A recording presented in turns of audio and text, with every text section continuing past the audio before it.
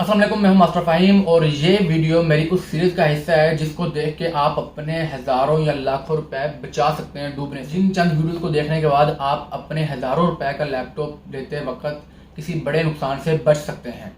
तो अच्छे तरीके से इस वीडियो को देख लीजिए, क्योंकि इस वीडियो में आपको बताने वाला हूँ कि आपने अपने हज़ारों या लाखों रुपए किस चीज़ पर इन्वेस्ट नहीं करने,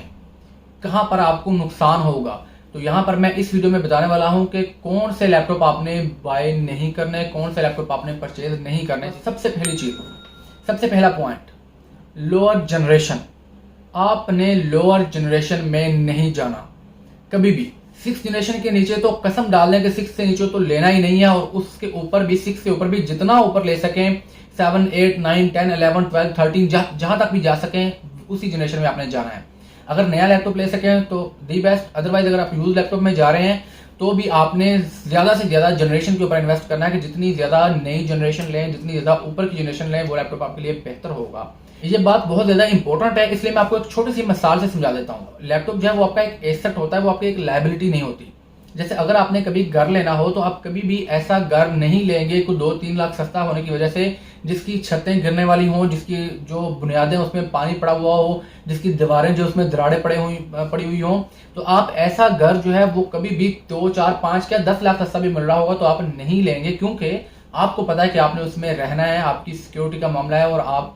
आपका जो एक एसेट है वो आपका वो ठीक नहीं है। उसकी बजाय आप 5, 7 या 10 लाख महंगा घर वो ले लेते हैं जो कि ज्यादा अच्छा होता है, ज्यादा नया होता है, बेहतर होता है, जो ज्यादा देर तक चलने वाला होता है। यही चीज लैपटॉप की जनरेशन में आ जाती है कि जितनी पुरानी जनरेशन होगी, जितनी लो जनरेशन होगी, उतने साल पुराना लैपटॉप होगा, उतनी ही उसकी लाइफ कम रह जाती है। तो हर चीज की एक लाइफ होती है, जितना पुराना लैपटॉप होगा उतनी ही उसकी लाइफ कम रह जाती है। तो हमेशा कोशिश करें जितना भी ज्यादा बजट बने, भले जितना भी अपनी लिमिट पुश करनी पड़े, पकड़ना दकड़ना कुछ भी करना पड़े, लेकिन जब आप लैपटॉप लेने वाले हों तो आपने मैक्सिमम जनरेशन में जाना होता है, जितनी ज्यादा आप अपनी लिमिट पुश करके जा सकते हैं। ये सबसे पहला पॉइंट है। यूजुअली मेरे पास बहुत सारे लोगों के मैसेज आते हैं कि सर को 25-30 हज़ार वाला लैपटॉप दे दें, तो मैं उनको क्लियरली मना कर देता हूं कि भाई हम उनमें डील ही नहीं करते, क्योंकि हमें पता है कि हमारे कस्टमर का, हमारे कंज्यूमर का उसमें नुकसान है, तो हम उनमें डील ही नहीं करते। उसके बाद दूसरा पॉइंट, लोकल यूज लैपटॉप आपने परचेज नहीं करना। लैपटॉप की कुछ कैटेगरीज होती हैं जिसके लिए मैंने एक अलग वीडियो बनाई हुई है जो मेरी इसी सीरीज में मौजूद है। उन कैटेगरीज को अच्छे से समझ लीजिएगा लैपटॉप बाय करने से पहले, ताकि आप किसी बड़े नुकसान से बच सकें। और अभी के लिए मैं आपको ये बता दूंगा कि आपने लोकल यूज लैपटॉप में नहीं जाना। लोकल यूज से मुराद ये है कि वो लैपटॉप जो यहाँ पाकिस्तान में यूज हुए होते हैं और वो लोग ले जाके वापस मार्केट में बेच देते हैं, उसको आपने दोबारा से नहीं खरीदना। उसको जानने का, परखने का बड़ा सिंपल सा तरीका है कि जब भी आप किसी बंदे से लैपटॉप लेने जाएं तो उससे पहले पूछ लें कि भाई मेरे पास एक लैपटॉप है, क्या आप वो खरीदेंगे। अगर वो हाँ करता है तो सिंपल एक बहुत बड़ा बोल्ड बिग नो आ जाएगा उस वहां पे। आपने उस बंदे से लैपटॉप नहीं लेना। जो लोकल परचेज कर रहा है इसका मतलब है कि वो लोकल सेल भी कर रहा है,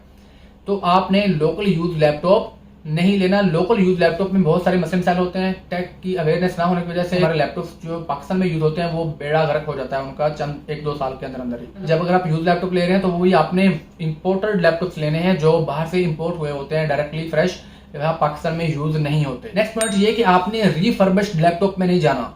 बाहर से जो इंपोर्ट होते हैं उसमें भी 2 कैटेगरीज अलग से होती हैं। वो जो मेरी कैटेगरी वाली वीडियो अगर आप देख चुके तो उसमें आपको पता होगा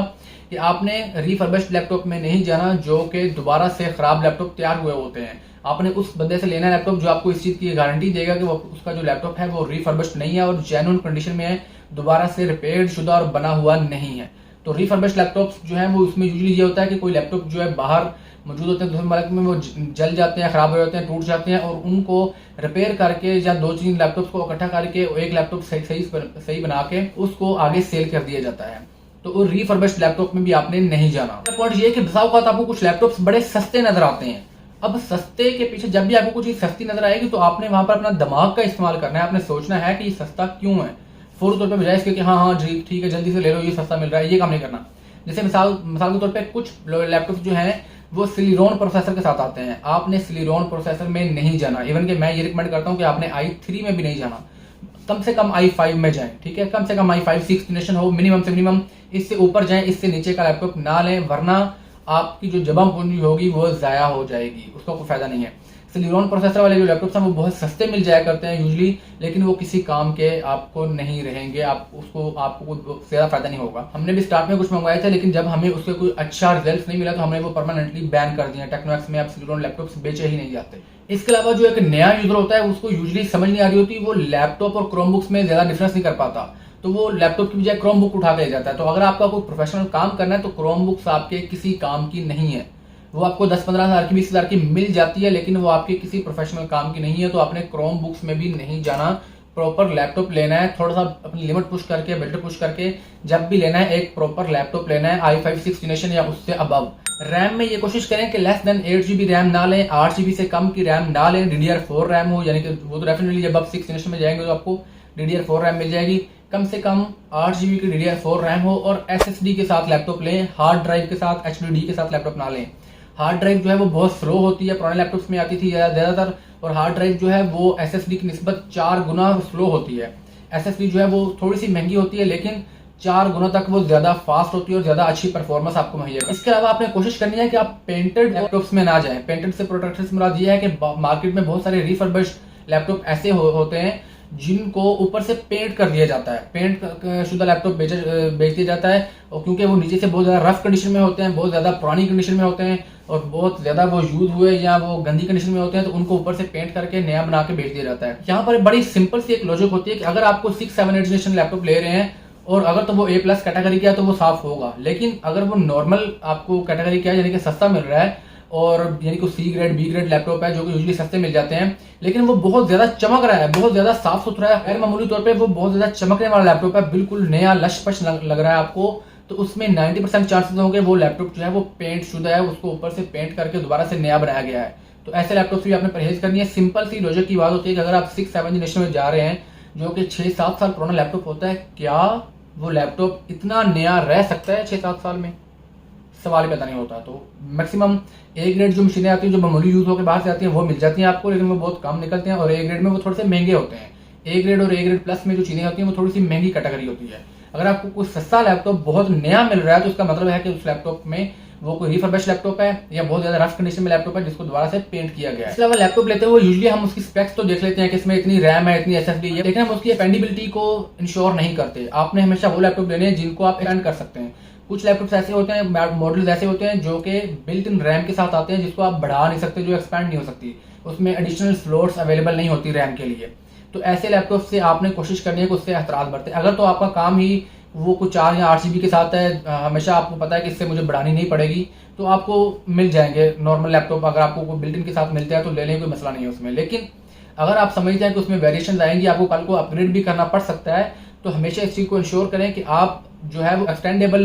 جو ریم، ایکسٹینڈیبل جو اسپیکس ہوتی ہیں ان کے ساتھ آپ لیپ ٹاپ لیں جس کی ریم اور SSD کو آپ بعد میں بڑھا سکیں۔ اس کے بعد ایک اور بہت زیادہ بڑی غلطی جو ہمارے ہاں لوگ کرتے ہیں، کچھ مسکنسیپشنز ہمارے ہاں چلتی ہیں، یا کچھ لوگ سنی سنائی کے اوپر یا چند ایک ویڈیوز آگے پیچھے سے دیکھ کے سنا کے کوئی ایسی اسپیکس ڈیمانڈ کرنے لگ جاتے جس کی ان کو ضرورت نہیں ہوتی۔ جیسے مثال کے طور پہ ایک بندہ ہے جس نے سمپل مارکیٹنگ یا ای کامرس کرنی ہے، اور وہ آ کے ریکوائر کر رہا ہوتا ہے کہ جی مجھے ڈیڈیکیٹڈ گرافک کارڈ کے ساتھ مشین دیں یا مجھے کوئی ورک اسٹیشن مشین دکھا دیں۔ تو ایسے لوگ جو ہے وہ ڈیڈیکیٹڈ گرافک کارڈ کے چکر میں لوور جنریشن لے جاتے ہیں، کیونکہ ڈیڈیکیٹڈ گرافک کارڈ والی مشین جو ہے اگر آپ جنریشن میں جائیں گے تو مہنگی ملے گی، ٹھیک ہے، لیکن اگر اس کو ہم نے ڈیڈیکیٹڈ گرافک کارڈ کے ساتھ لینی ہے مشین، تو بجٹ بھی ہمارا کم ہے، تو اس صورت میں ہمارے ڈیڈیکیٹڈ گرافک کارڈ جس کی ہمیں ضرورت بھی نہیں ہے اس کے اوپر ہم اپنا پیسہ بلا وجہ ضائع کر کے کوئی لو جنریشن لے لیتے ہیں، کوئی 3rd 4th 5 جنریشن 6 جنریشن لے لیتے ہیں جو کہ بعد میں ہمارے لیے مسئلہ کرتی ہے۔ تو ورک اسٹیشن میں جائیں کسی بھی چیز میں 6 جنریشن سے نیچے تو آپ نے جانا ہی نہیں ہے، ہرگز نہیں جانا، یہ بات اچھے طریقے سے ذہن میں بٹھا لیں۔ تو جس چیز کی ضرورت ہو آپ کے کام کے حساب سے، آپ کے ورک لوڈ کے حساب سے، صرف وہی چیز لیں۔ بسا اوقات ایسا ہوتا ہے کہ بلا وجہ بڑا ڈسپلے ڈیمانڈ کیا جا رہا ہوتا ہے، بلا وجہ ڈیڈیکیٹڈ گرافک کارڈ ڈیمانڈ کیا جاتا ہے جس کی اگلے بندے کو ضرورت نہیں ہوتی، بس وہ پسند ہے یا دیکھ دکھا کے یا سنا کے وہ چیز مجھے چاہیے، ٹھیک ہے۔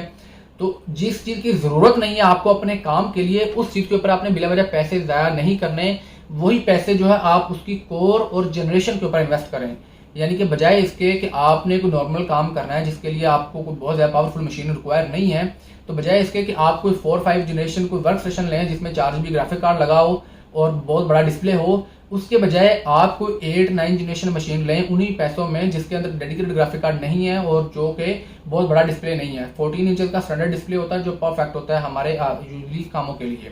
ٹھیک ہے۔ تو آپ نے بلا وجہ کسی ایسی چیز کے اوپر انویسٹ نہیں کرنا جس کی آپ کو ضرورت نہیں ہے لیپ ٹاپ میں، سنا کے کسی بندے کی بات کے اوپر۔ جیسے اگر آپ ٹیکنوکس کے پاس آئیں گے تو ٹیکنوکس کو تو آپ ہمیں تو آپ سمپلی اپنا کام بتائیں گے کہ ہمیں اس کام کے لیے مشین چاہیے، تو ہم اس کام کے حساب سے جو آپ کے لیے مشین بہتر ہوتی ہے وہ ریکمینڈ کرتے ہیں کہ اس کام کے لیے یہ والی چیز مور دین انف ہے، یہ آپ کر سکتے ہیں، آپ کو بلا وجہ کسی ایسی چیز میں جانے کی ضرورت نہیں ہے۔ تو یا تو کسی ایکسپرٹ سے مشورہ کر لیں یا پھر آپ ہم سے رابطہ کر سکتے ہیں، ہم آپ کو اس چیز کے حوالے سے پراپر طریقے سے گائڈ کر سکتے ہیں۔ آخری 2 باتیں میں آپ کو بتانے والا ہوں، یہ بہت زیادہ اہم ہے، ان کو اچھے طریقے سے آپ کو کنسیپچولی سمجھنا پڑے گا۔ سب سے پہلی بات، یہ شاید آپ کو تھوڑی سی عجیب لگے لیکن یہ ایک فیکٹ ہے، کوشش کریں کہ جہاں پر پراپر مارکیٹ ہوتی ہے، بہت ساری دکانیں ہوتی ہیں لیپ ٹاپس کی، وہاں سے بائی نہ کریں۔ جہاں پر بہت ساری اکٹھی دکانیں ہوتی ہیں لیپ ٹاپس کی، جہاں پر کمپٹیشن بہت زیادہ ہوتا ہے، وہاں سے لیپ ٹاپ بائی نہ کریں، کیونکہ پاکستان میں کنزیومر مارکیٹ ایسی ہے ہماری کہ ہر بندے کو پتا ہے کہ لوگوں کو ٹیک اویئرنیس نہیں ہے، لیپ ٹاپس کی جانچ نہیں ہے، پتہ نہیں ہے، پڑتال نہیں ہے، ان کو بس کم پرائس چاہیے۔ اس کی بیس کے اوپر جو میکسیمم ہمارے ہاں یہ چلتا ہے کہ جو دکانیں ساتھ ساتھ ہوتی ہیں، جو بڑے بڑے ایسے جیسے ہال روڈ ہے، کوئی ایسی جگہ ہوتی ہے، وہاں پر جو شاپ کیپرز ہوتے ہیں ان کا مقصد یہ ہوتا ہے کہ میں کم سے کم پرائس پہ لیپ ٹاپ دوں، اور اس کی پرائس کم کرنے کے لیے اس کو اس میں جو بھی کرنا پڑتا ہے، اس کو اس کے کمپوننٹس چینج کرنے پڑے، اس کو ریفربش بنانا پڑے، اس کو لوکل یوز بیچنا پڑے، اس کو کوئی سی گریڈ لیپ ٹاپ کو پینٹ شیٹ کر کے بیچنا پڑے، صرف اس وجہ سے کہ اس کی کاسٹ کم سے کم آئے اور اس کو سستے سے سستا وہ اپنے کسٹمر کو دے سکے۔ اس کی وجہ سے وہ ہر جتن کرتے ہیں، جس سے صرف اس وجہ سے کہ وہ ساتھ والی شاپ کی بجائے کسٹمر جو ہے وہ ان سے خرید لے، اور اس چکر میں وہ اپنے لیپ ٹاپ کو سستا بنانے کے چکر میں اس میں بہت ساری ایسی تبدیلیاں کر سکتے ہیں، بہت ساری کوئی ایسی کیٹیگریز کا لیپ ٹاپ آپ کو دے سکتے ہیں، کوئی ایسا لیپ ٹاپ دے سکتے ہیں جو کہ آگے آپ کے لیے بہت زیادہ نقصان کا باعث بن سکتا ہے۔ یہ ایک پرسنل ایکسپیرینس کی ٹپ میں نے آپ کو دی ہے، یہ کوئی ضروری نہیں ہے، بہت سارے لوگ ایسے بھی ہیں جو مارکیٹ میں بڑے اچھے کام بھی چیزیں بیچ رہے ہوتے ہیں، لیکن یہ ایک خطرہ ہمیشہ موجود رہتا ہے مارکیٹ سے خریدتے ہوئے کہ جہاں پر پرائس کا کمپٹیشن ہے، کیونکہ جس چیز میں کمپٹیشن ہوگا لوگ اسی چیز کے اوپر فوکس کریں گے۔ جب مارکیٹ میں پاکستانی مارکیٹ میں پرائس کا کمپٹیشن ہوتا ہے تو وہاں پر لوگ پرائس کم کرنے کی دوڑ میں رہتے ہیں، اور اس کے لیے وہ کوالٹی کو نظر انداز کر دیتے ہیں۔ بہت ساری ایسی چیزیں جو کہ کنزیومر کے لیے فائدہ مند نہیں ہوتی، لانگ رن میں چلنے والی نہیں ہوتی، وہ وہی چپکا دیتے ہیں صرف 2-3 ہزار سستی کر کے۔ اور last and the most important point, کبھی بھی گھر خریدتے ہوئے، گاڑی خریدتے ہوئے، لیپ ٹاپ خریدتے ہوئے، کوئی بھی ایسی چیز جو آپ کا ایک ایسٹ ہے، کبھی بھی ان چیزوں کو خریدتے ہوئے میں خاص طور پہ لیپ ٹاپ کے اوپر فوکس کروں گا، پرائس بیس چیز نہ خریدیے گا۔ پرائس بیس کے بھائی مجھے کوئی 2000 سستی مل رہی ہے، مجھے 1000 سستی مل رہی ہے، ایسی چیز نہ خریدیے گا، خدا را آپ اپنا بہت زیادہ نقصان کریں گے۔ سستی چیزیں آپ کو ایک ہی لیپ ٹاپ میں بڑی سستی بھی چیز مل جائے گی، بڑی مہنگی بھی نظر آ رہی ہوگی، تو ہر وہ چیز جو سستی ہوگی، جس کے اوپر آپ کو بڑی وہ چمک چمک بھی نظر آ رہی ہوگی، لوگ اس کی تعریفیں بھی کریں گے، اس میں اس کے سستا ہونے کی کوئی نہ کوئی ریزن ضرور ہوگی، بلا وجہ کچھ چیز سستی نہیں ہوتی، یہ بات ہمیشہ سمجھ لیں، ٹھیک ہے؟ تو کبھی بھی پرائس بیس کے اوپر آپ نے لیپ ٹاپ نہیں لینا۔ میری یہ جو بائنگ گائیڈ سیریز ہے، یہ پلے لسٹ ہے، اس کو اچھے سے دیکھ لیں، آپ کو پتہ چل جائے گا کہ لیپ ٹاپ میں کون کون سی کیٹیگریز ہوتی ہیں، کس کس قسم کے جو جول ہو سکتے ہیں بیچ میں، جس کی وجہ سے لوگوں کو پرائس جو ہے وہ اوپر نیچے ہو سکتی ہے، لیکن لوگ جو ہے وہ 1000 2000 4000 3000 کے پیچھے کوئی ایسی چیز لے کے نہ چلے جائیں جو ان کو بعد میں بہت زیادہ مسئلہ کرے۔ آپ نے اپنی ضرورت کو یہ میری اگر سیریز پوری دیکھتے ہیں تو آپ کو سمجھ آ جائے گا کہ آپ کو اپنی ضرورت کے حساب سے کس قسم کا لیپ ٹاپ ریکوائر ہے، اپنی ضرورت کے مطابق اپنی چیزوں کو دیکھیں، لیپ ٹاپ کو اچھے سے سمجھیں، پرکھیں کہ آپ کو کون سا لیپ ٹاپ چاہیے، کس قسم کا چاہیے، کس کیٹیگری کا چاہیے، جو آپ کے پاس آپ کا اچھا ساتھی ثابت ہو سکتا ہے، زیادہ دیر تک اچھے سے پائیدار طریقے سے آپ کے ساتھ چل سکتا ہے، وہ لیپ ٹاپ بائی کریں۔ پھر چاہے وہ 2000 اوپر ہو 2000 نیچے ہو، یہ چیز میٹر نہیں کرتی، بجائے اس کے کہ آپ 2-3 ہزار بچانے کے چکر میں آپ کا 50-60 ہزار روپے ڈبو لیں۔ تو یہ ایک لاسٹ جو میری پرو ٹپ تھی، اس کو لازمی مائنڈ میں رکھیے گا، اور جو چیزیں آپ نے نہیں خریدنی وہ میں آپ کو بتا چکا ہوں۔ اسی سے ریلیٹڈ میری جو نیکسٹ ویڈیو، اس کو اگر آپ دیکھ لیں گے تو اس کو آپ کو پتہ چل جائے گا کہ لیپ ٹاپ میں میجر کیٹیگریز کون کون سی ہوتی ہیں، جن میں سے 2 ریفربش اور لوکل یوز کا میں بتا بھی چکا ہوں یہاں پر۔ اسی سیریز میں میری جو باقی ویڈیوز موجود ہے اسی پلے لسٹ میں، اگر آپ وہ دیکھ لیتے ہیں تو آپ کو بڑے اچھے طریقے سے آئیڈیا ہو جائے گا کہ آپ نے کون سی چیز خریدنی ہے، کون سی نہیں خریدنی ہے، خریدنے کے بعد کس طرح سے لیپ ٹاپ کو یوز کرنا ہے، خریدنے سے پہلے کون کون سی چیزوں کو آپ نے مد نظر رکھنا ہے۔ اب اگر آپ کوئی 50-60 ہزار روپے یا 1,00,000-2,00,000 روپے خرچنے لگے ہیں تو اس سے پہلے ان ویڈیوز کو اچھے سے دیکھ لیں تاکہ آپ کے پیسے ضائع ہونے سے بچ جائیں۔ اور اگر آپ کو یہ ویڈیو مفید لگی ہے، یوزفل لگی ہے، تو چینل کو لازمی سبسکرائب کریں، ویڈیو کو لائک کر دیں، اپنے دوستوں کے ساتھ شیئر کر دیں۔ ملتے ہیں نیکسٹ کسی ویڈیو میں، اللہ حافظ۔